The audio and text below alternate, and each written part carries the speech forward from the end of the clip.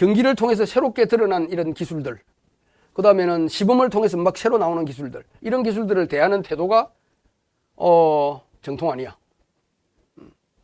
예를 들면 1960년대 후반에 겨루기를 통해서 발등으로 돌려차는 기술이 나왔을 때 제도권에서 어떻게 반응을 했어요? 하지 마라. 처음에는 하지 마라 그러다가 안 되니까 발등으로 차는 거는 득점을 안 준다. 그런 것도 있죠. 지금도 뭐 어떤 그런 부분, 비슷한 부분이 있지만 그런 것처럼 어떤 새로이 나타나는 기술 발전에 대해서, 태권도의 모습의 변화에 대해서, 시범에 뭐 흔히 하는 넘어 돌아차기, 쪼가리 기술들 처음 나왔을 때 저거 태권도 아니야. 맨날 쪼가리만 돌기만 돌고 자빠졌어. 뭐 이렇게 받아들인다. 그래서 새로운 기술을 어떻게 볼 것이냐 하고 과거의 역사를 어떻게 볼 것이냐고 그게 직접적으로 맞닿아 있는 부분이다. 그래서 우리가 역사적인 어떤 관점을 가지면 역사만 문제가 되는 것이 아니고 지금 오늘 당장 어떤 내가 뭘 가르칠 것인가, 어떻게 가르칠 것인가, 어떤 기술을 더 중요하게 볼 것인가 하는 거하고 다 관련이 있다는 거죠. 4번은 그래, 오키나와 가라데가 고구려 삼별초에서 갔어. 그 다음부터 공부는 고구려 삼별초 공부 열심히 해야 될 거 아니야. 고구려 삼별초 공부, 고구려 시대에 우린 무술도 못 찾고 있는데 그게 오키나와 건법에까지 간 걸 찾을 수 있겠어요? 그럼 진짜 봐야 될 거는 안 보는 거지, 못 보는 거지. 이 오키나와 가라데가 중국 무술의 영향을 깊이 받았다. 그 이야기를 못 하잖아. 그 공부 안 할 거잖아. 이런 것처럼 객관적 사실을 우리가 무엇을 찾아서 무엇을 공부할 것인가를 차단해버려요. 그래서 그런 부분들이 이 역사석의 문제인데, 이번에 아까도 얘기했지만 국교원 역사석에서 그걸 벗어나보려고 정말 눈물겨운 노력을 우리 김영선 선생님이 하셨구나 하는 걸 내가 다시 한번 말씀을 드립니다. 이제 지금까지 대체적으로 했던 그런 이야기인데 이미 역사석에는 충분하다. 우리도 이제 할 만큼 해놨다. 이걸 적절하게 잘 어떻게 어떤 문장의 문제다. 굳이 고민할 필요도 없고 이제는 더 그쪽으로 더 가려고 발버둥 쳐서는 안 된다. 앞으로 이제는 역사석에는 됐으니까 두고 누가 하든 그 교본을 할 때 글쓰기의 문제이니까 우리는 역사 연구를 차분하게 착실하게 해야 될 필요가 있지 않느냐, 그런 생각을 해봅니다. 특히 품새 부분에 있어서 지금 이 역사의 관점이 굉장히 제한적 요소로 지금 작용을 하고 있다. 우리가 품새가 이론적으로 좀 터지고 한때 새로운 품새 만드는 걸 내가 많이 이야기했는데, 그래서 비각 품새라는 걸 만들다가 결국 이제 정부에서 자금이 내려와서 아시아 태권도 연맹하고 국교원하고 같이 새로운 품새를 이렇게 만드는 작업을 또 했는데, 새로운 걸 만들면서 가져오는 소스가 전부 옛날 소스에서 가져와. 그러니까 결국 한 바퀴 돌아서 제자리에 오는 그런 작업을 해버렸는데, 또 품새의 어떤 수련의 가치관이라든지 수련의 목적이라든지 이 기술의 어떤 한계점이라든지 이런 것에 대한 이해도 이게 역사하고 관련이 좀 있다. 품새를 있는 그대로 그 역사 그대로 공부를 하면 거기에 대해서 많은 그 새로운 견해들이 좀 나올 수 있을 텐데 하는 아쉬움. 그래서 이제 보면 아까 60년대 최홍희, 황기, 70년대 이종우 뭐 이런 분들이 고민했던 시대의 태권도하고 지금의 태권도를 돌아보면 이게 천지개벽입니다. 그 당시는 이 태권도가 뭐라고 이야기를 하기도 애매한 그런 상황 정도. 그 다음에 태권도라는 것 자체가 요만한 상황. 지금은 태권도가 전 세계 탑에 올라가는 무술 중에서 탑에 올라가 있는 수준이에요. 뭐 그분들이 그렇게 만들고 싶어 했던 국기 뭐 세계화 뭐 다 이루어놨어 지금. 그리고 기술적으로도 그때보다 분량이 한 100배 커졌어. 복잡해지고 다양해졌어. 지금 우리가 완전히 달라졌다는 거지. 그래서 역사도 달라진 거지. 역사를 이야기하는 주체가 입장이 달라졌기 때문에, 위상이 달라졌기 때문에. 그래서 이제는 학문적으로 좀 유의미한 연구 주제, 우리끼리만 하는 이야기, 조금만 들어버리면 부끄러워서 덮어야 되는 그런 이야기가 아니고 떳떳하게 객관적으로 이야기할 수 있는 그런 역사 주제를 찾아서 여러분들이 공부를 해야 되지 않느냐. 그 다음에는 아까 이야기했던 역사 연구에 뭔가 듣고 있는 그 어떤 애매한 전제, 잘못된 전제, 이 관점을 우리가 좀 정리할 필요가 있다. 그 다음에 무술에 대한 그 전체적인 사회적인 그 컨셉이 바뀌었어요. 60년대, 70년대 역사를 이야기할 때 무술 싸움하는 기술, 실전, 이게 핫 이슈였어. 이제 더 이상 그게 별 의미가 없어졌어. 지금 UFC 시대야. 무슨 무술임을 잘났다고 누가 일어나? 그럼 UFC가 싸워봐.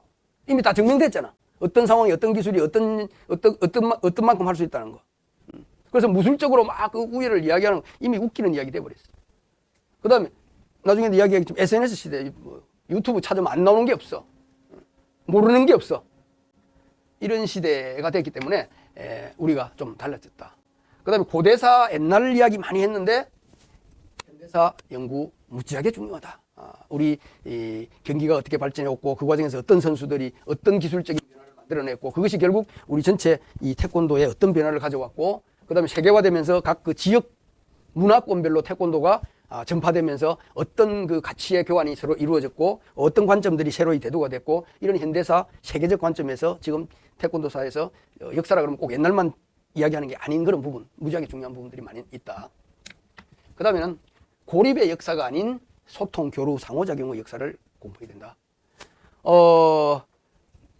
고구려 시대부터 시작해서 쫙 내려오면서 이건 언타치블이야. 다른 어떤 나라하고 아무런 교류도 없어. 온리 우리 거야. 세상에 그런 게 어디 있어. 최근에 이렇게 뭐 김치에 대한 족보 논란, 뭐 한복에 대한 이런 족보 논란 보면서 인터넷상의 그 소수의 사람들이 서로 이렇게 인터넷 플레이 하는 걸 가지고 마치 중국 전체나 한국 전체 사람들의 의식의 대결인 것처럼 하는 것도 굉장히 웃기는 이야기잖아요. 죽어도 우리 거라는 걸 주장을 하려고 하는 것보다는 그 소통, 교류의 문제를 정확하게 들여다보는 것이 현재 우리 문제를 해결하고 발전해 가는데 훨씬 더 중요하다고 나는 믿어요. 첫째, 아까 이제 이야기했어요. 지금 태권도의 모습, 품새를 가지고 옛날 끼워 맞추는 거야. 그래서 옛날 역사 자료를 전부 다 거기에 이렇게 갖다 맞추는 거. 이거는 이제 안 된다. 저걸 가지고 있으면 고려와 조선 중기에 약 한 300년간 기록상으로 나오는 수박을 우리가 알 수가 없어. 수박을 지금 태권도라고 못을 박아놓고 보고 있는데 그때 수박이 진짜 어떤 수박인데 어떤 모습인지 어떻게 알 수 있겠어? 수박? 그때 품새했어? 그때 중국에 품새 있었어? 퀘스천이야. 전 세계 어디에도 품새 있었는데 우리나라만 품새 있었어? 기록이 오늘 같은 이런 기록을 했을 거라고? 그 다음에 두 번째는 같은 말이 아닙니다. 같은 말처럼 보이는데 고대 무술이 오늘날과 같은 형태로 존재했을 거라는 전제. 이 말은 무슨 말이냐면 옛날에 고구려 삼국시대 그 다음에 고려시대 조선 전기 이때에 존재했던 무술이 오늘날 우리가 무술 그러면 맨손 무술 위주로 생각하잖아요.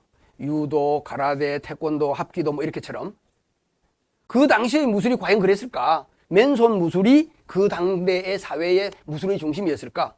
천만에. 그때는 맨손 무술은 완전 삐꾸야. 요만한 존재야. 갯다리에 불과해. 무기술이 모든 무술의 세계의 중심을 다 장악하고 있는 시대.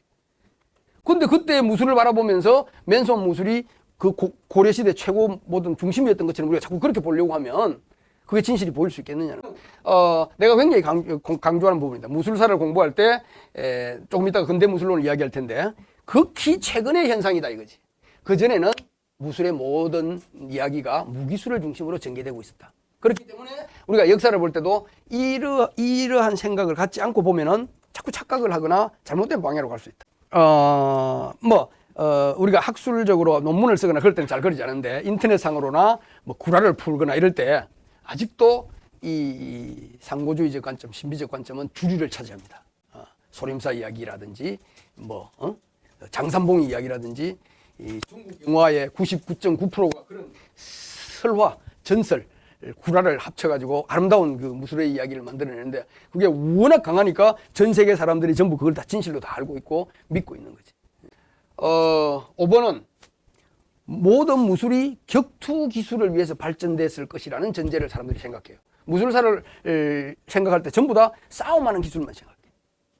실제로 역사를 자세히 들여다보면 무술을 싸움을 위주로 한 것은 한 귀퉁이에 불과하다. 옛날부터 무술은 건강이나 교육이나 수련, 약간 종교적인 색깔을 띠는 그런 다면적인 가치로, 다면적인 문화로 각기 이렇게 발전했고 그것이 후반에 들어와서 이렇게 만나는 거예요. 하나로 이제 합쳐지기 시작하는 거예요. 그게 이제 근대 무술의 탄생인데, 그래서 이 부분에 너무 격투 중심으로 실전 싸움하는 기술이 무술이다, 온리 그것밖에 없다라고 생각하고 그대로 갈수록 더욱더 그랬을 것이라고 생각하는데 전혀 사실하고 맞지 않는 전제다. 요거 아까도 이야기했지만 어떻게 교류가 없을 수가 있겠는가? 이런 거죠. 여기도 보면은 뭐 건강 역사상 하도 비판을 많이 하니까 빼버리고 거기 뭐 저 신라 시대 때 호의상 하나를 놔놨는데 다 마찬가지예요. 석굴암에 있는 우리 부처의 상이 누구의 얼굴일까? 그 부처를 그리면서 그 당시 신라 사람을 생각하고 그랬을까? 아니면 신라의 어떤 무덤에 호의 석상이 하나 있었는데 그 석상을 새길 때 누구 얼굴을 생각하면서 새겼을까? 그 얼굴을 결정하는 것은 그 당대의 중국과 그 다음에는 서역과 이런 어떤 그 다이내믹한 문화가 흐르는 과정에서 움직이는 패턴. 지금 어떤 유화를 처음 공부한 사람이 파리에 가서 배우고 와가지고 그 파리풍으로 그리는 것처럼.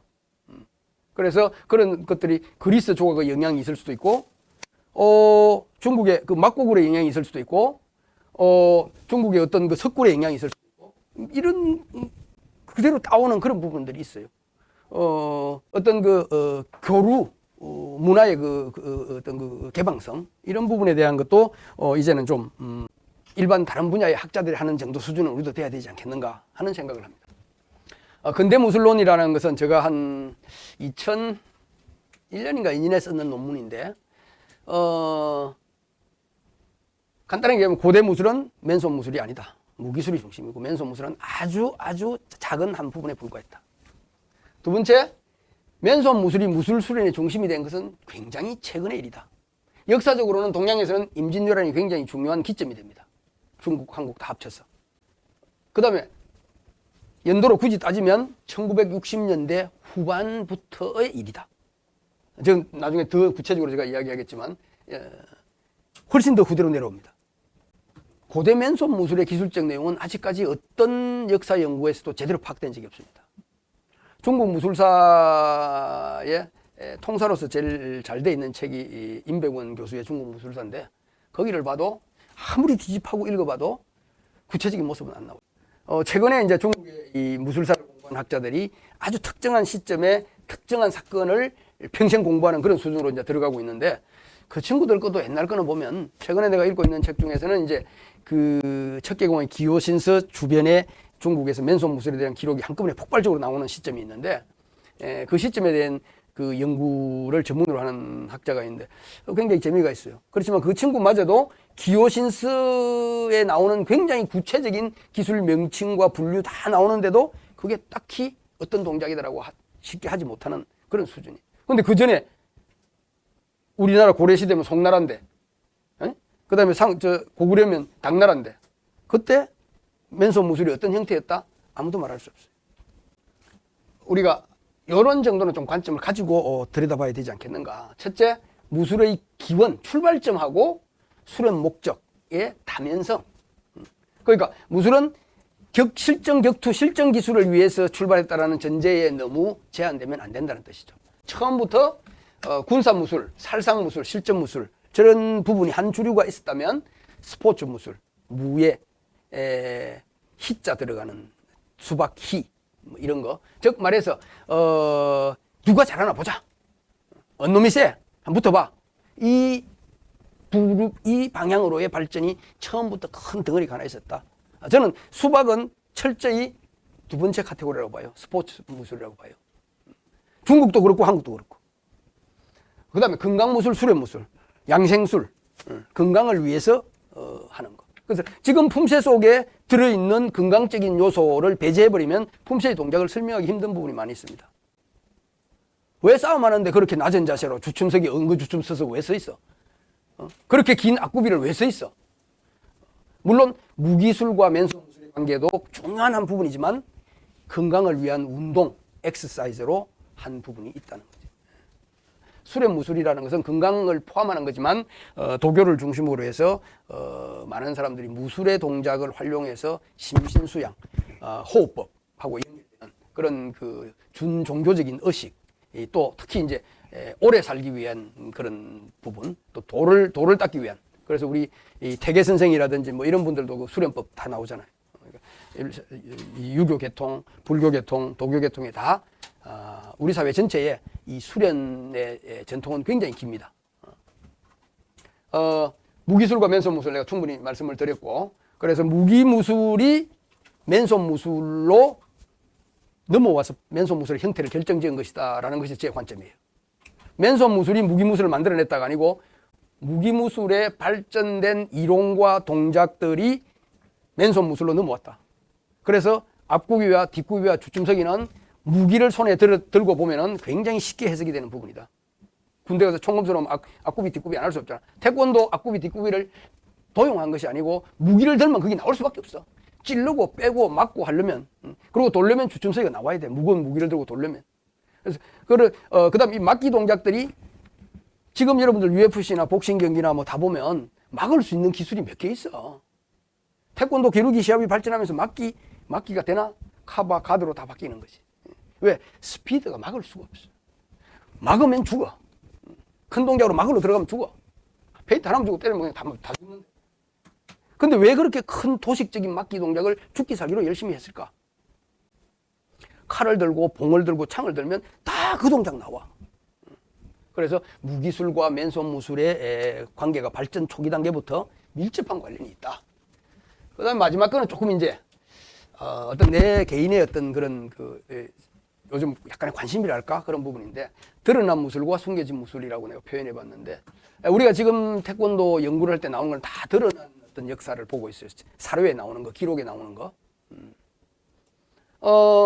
근데 숨겨진 무술도 굉장히 나는 중요하다고 보거든.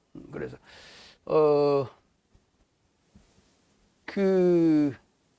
태권도, 가라데가 우리나라에 오기 전에 무술을 하는 사람이 없었을까? 있었어요. 있었다면 그 사람들은 어떤 운동을 했을까? 단련을 했다.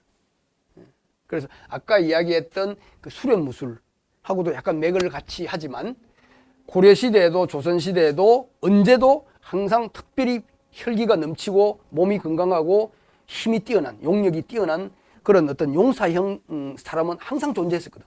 근데 그 사람들이 자기 힘을 주체하지 못하고 그 힘을 더 키우기 위해서 산천을 떠돌면서 운동을 하고 뭔가를 했을 거란 말이지. 근데 그때 그 사람들이 뭘 어떻게 했을까? 그런 부분에 대한 것도 앞으로 좀 연구를 할 만한 주제가 아닌가. 특히 그 개인들의 문집이라든지 이런 어떤 기록들 속에서도 그런 걸 충분히 가끔씩 그 약간의 편리를 우리가 볼 수 있고 그렇기도 하죠. 그래서 이제 좀 구체적으로 이제 동아시아,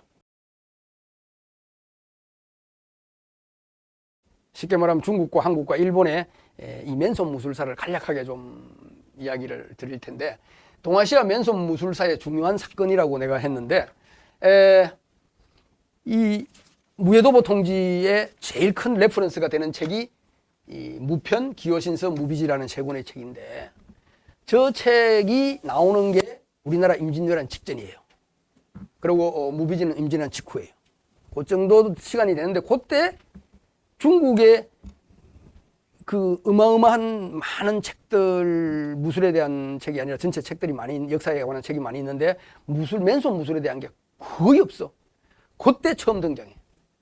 그전에는 단편적으로 어떤 다른 글 속에 조금 묻혀 있는 건데, 독립적인 책이 집중적으로 나옵니다. 물론 저것들도 그 속에 다 무기 무술 다 들어있고 맨손 무술이 그 한 챕터로 되어 있긴 하지만, 그리고 맨손 무술 투로 품새 같은 것이 본격적으로 발달하는 것이 저는 1700년대 이후라고 봅니다. 중국 자기 무술 쓰는 사람들은 또 뭐 역사 막 느려. 근데 실정적으로 자신 있게 이야기할 수 있는 걸 따지고 들어가면 저 정도. 중국 무술의 신화를 소림사에 다 넣어놨는데, 소림사 흑우로는 이미 진작에 학자들 선에서는 다 정리가 끝난 부분이고, 나는 개인적으로 볼 때 중국 맨손 무술의 출발점을 태극권이라고 봅니다. 태극권이라고 보고, 태극권이 장산봉이나 뭐 이상한 그런 소리는 다 구라에 속하고, 진실은 진왕정인데, 이게 1600년대까지 이제 봐준 것은 최초로 진왕정이가 책을 들고 도덕경을 들고 노자라는 책을 들고 고향에 가가지고 무술을 가르치기 시작했다라고 하는데 실제로는 무술을 그 책이 아니고 뭘 가져갔다고 본다? 기호신서를 가져갔다고 본다. 기호신서 송태조 32세 장권. 기호신서에서 나오는 그 권법이죠. 우리나라 무해도부통이 나오는 거하고 굉장히 비슷한 거예요. 그게 그건데 지금 중국에서 연구자들이 하는 것 중에서 동작을 두 개의 품새를 비교하는데 70% 이상의 동작이 동일한 것으로 보거든요. 그래서 결국 그런 방식으로 발전하지 않았느냐 그렇게 보는 거고 그 전에 맨손 무술이 구체적으로 오늘날 요즘과 같은 이런 형태의 컨셉, 품새가 있고 뭐가 있고 이런 식의 개념을 찾아볼 수 없다는 거지. 그래서 그 이후에 굉장히 오래된 무술 종류들이 이제 통백권이라든지 사권이라는 뱀사자가 아니고 이 심사할 때 사자를 쓰는 거예요. 차첸이라는 건데 그다음에 이제 담태라든지 이런 무술들도 이때 와야 이제 제대로 모습을 갖추기 시작해요. 그다음 일본에서는 근대 무술이 발전하는 최고의 중요한 기점이 죽도금도가 나오는 거예요. 진짜 칼에서 죽도 들으니까 연습이 가능하고 시합이 가능해지는 거지. 그래서 격금 흥행, 시합을 붙여가 사람들 모아가 구경시키는 이런 게 만들어지고 각 도장마다 이제 경쟁을 하는 이런 도장 문화가 나오고 하는 게 이 격금 죽도금도의 발전인데 1700년대부터 발전하는 겁니다. 임진왜란 끝나고 한 100년 있다가 유도하고 합기도 1800년대 아주 말해 1880년대에서 1920년대 사이 그때 출발하는 거예요. 오키나와 가라데가 뭐 역사가 뭐 앞에 역사는 다 그건 누구나 쓸 수 있는 역사고 구체적인 것은 1700년대 말 조금 이따 좀 자세히 나오니까 또 다른 그 중국의 중요한 무술의 하나인 영춘권의 발달도 1800년대 말 그래서 다 보면 1800년대쯤 들어가야 뭔가 좀 모양이 돼 가기 시작해. 그래서 우리가 생각하는 것처럼 맨손 무술의 그 인근의 다른 맨손 무술의 역사가 긴 거 아니야. 그게 막 길 것 같아서 우리도 자꾸 길게 막 빼. 근데 이번에 김영선 선생이 제일 고생한 것 중에 하나가 1940년대 이전의 무술을 태권도 역사라고 하지 않고 한국 맨손 무술의 역사라고 이제 썼더라고. 그래서 이거는 대단한 발전이에요. 그걸 태권도라고 하면 수박이 태권도 돼야 되기 때문에 택견이 태권도 돼야 되기 때문에 거꾸로 되는 거거든. 근데 이제 한국 맨손 무술의 역사 하니까 이제는 큰 관점을 변화를 가져온 거예요. 자, 그래서 뭐 아까 이거는 대략 본 거니까 지금 한때 1940년대에서 50년대 그 사이에 중국의 체육계에서 무술을 현대화시켜야 되는데 무술 분류를 어떻게 할 것인가? 소림권, 무당권으로 분류를 했어요. 지금 생각하면 저것들도 부끄러워 낯이 화끈한 무당권이 어디 있어 무술에 그런 전설을 따라가는. 그래서 그 이후에 이제 남권과 북권으로 바뀌어졌다가 지금은 남권은 남권으로 남고 북권은 장권으로 변했죠. 그래서 무술을 보는 관점이 시대에 따라서 계속 변하면서 역사를 보는 관점도 이제 달라진다라는 말씀을 드리는 거고. 일본의 유술 진원빈이라는 사람 중국 사람인데 임진왜란 직후에 1625년에 일본에 들어갔다. 그래서 그 사람이 유술을 만들었다. 일본 사람들이 자기 유술을 중국하고 연결해갖고 역사가 더 길고 전통이 있다는 걸 만들려고 한 건데 저건 뭐 가설인데 아직 사실 확인은 안 되고 있어요. 사람 존재는 있어요. 그 다음에 실제 유도가 출발한 건 가노지구로가 1882년에 강도관을 창설하면서 유도가 스타트를 하는 거죠. 합기도 우에시바 모리헤이는 1920년도에 실제 대동요 합기도 간판은 그때쯤 걸어요. 이제 우리하고 좀 관련이 깊은 가라데 역사인데, 공상군이라는 중국의 무술을 할 줄 아는 관리가 오키나와에 가서 중국 무술을 전했다. 이게 공식적인 오키나와 가라데의 역사의 스타트야. 그런데 저거 공상군의 존재는 뭐 어떤지는 모르지만 그렇게 나는 중요하지 않다고. 왜? 많은 오키나와 사람들이 중국에 가서 무술을 배웠고, 족보 있는 유명한 사람들, 이름 나오는 유명한 사람들이 대개 다 중국에 가서 무술을 배웠고, 그 다음에 또 중국의 무술가들이 또 오키나와를 또 왔다 갔다 한 교류도 많이 있고, 그래서 자기들이 이 바이블로 치는 오키나와 무비지라는 책이 있어요. 중국 무비지하고는 완전히 다른 책이야. 그냥 그 무술의 기술에 대한 책들, 아주 구체적인 책인데, 그 책은 중국 무술들 품새를 그대로 싣고 있어. 중국 무술 이론 그대로 싣고 있어. 그래서 가라데는 중국 무술의 오키나와화, 있었다라고 보면 되고, 그 과정에서 이제 이 사람들이 이 발전과 태화를 동시에 만들어냈다고 나는 보고 있는데, 태화는 오버 심플리피케이션, 과도한 단순화. 그래서 원래 중국 품체가 가지고 있던 그 약간 좀 재미있고 깊이 있는 부분을 잘라버리고 너무 도식적으로 탁탁탁탁 잘라서 일동작 일동작으로 만든 거. 그걸 만든 사람이 이도수라는 사람이에요. 이도수라는 사람이 이 평안이라는 품체를 만든 사람이고, 사실 오키나와 가라데를 모양을 잡은 사람은 이도수. 그 다음에 이도수하고 맞짱을 뜰 수 있는 상대가 하는 사람이 히가시오나 간요라는 사람인데, 이 사람은 고주류라는 그 가라데 유파를 만든 사람. 이 두 사람이 오늘날의 가라데를 만들었다고 볼 수 있어요. 그러면 뭐야 이거? 1880년대쯤 이야기야. 그래서 1920년대, 22년에 기진 후나고시가 일본 본토로 갑니다. 그래서 거기서 본토 무술박람회 그 발표를 하고 강도관에 초청받아서 거기서 당신 좀 여기서 좀 가르쳐봐라, 신기하다. 그래서 일본 본토에서 가라데 수업이 시작되는 거예요.